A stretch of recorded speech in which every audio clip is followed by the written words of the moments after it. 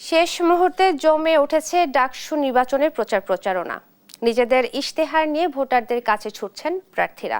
ভোটারদের মন জয়ে অনেকে বেছে নিয়েছেন অভিনব কৌশল। তবে এখনো রয়ে গেছে আচরণবিধি লঙ্ঘনের অভিযোগ।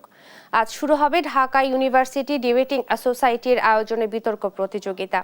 নির্বাচনে অংশ নেওয়া এজিএস প্রার্থীরা টিএসসির পায়রা চত্বরে বৃহস্পতিবার নিজেদের ইশতেহার নিয়ে বসবেন বিতর্কে। আর 9 সেপ্টেম্বর অনুষ্ঠিত হতে যাওয়া নির্বাচনে ভোট দেবেন 39,775 জন ভোটার।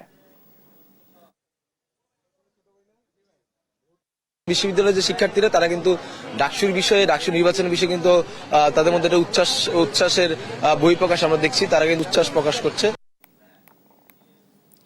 প্রার্থী আর ভোটারদের পদচারণায় মুখর ক্যাম্পাস। ডাকসু নির্বাচনের প্রচারণার খবর জানাতেই যুক্ত হচ্ছেন সহকর্মী আলিমুজ্জামান সাফওয়ান। সাফওয়ান, আপনি তো ক্যাম্পাসে রয়েছেন, কেমন দেখছেন প্রচারণা এবং কি বলছেন ভোটাররা, জানাবেন।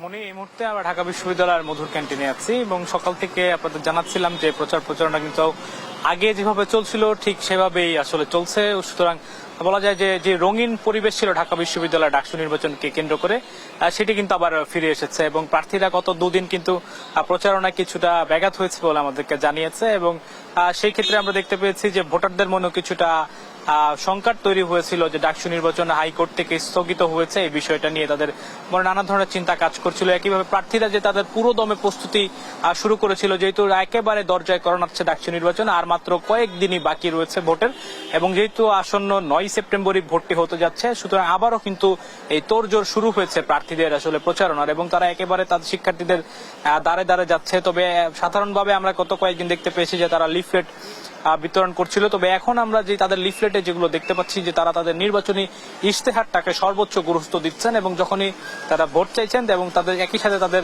ইশতেহারগুলো কিন্তু শিক্ষার্থীদের জানাচ্ছেন যে তিনি নির্বাচিত হলে শিক্ষার্থীদের জন্য আসলে কি করতে পারবেন।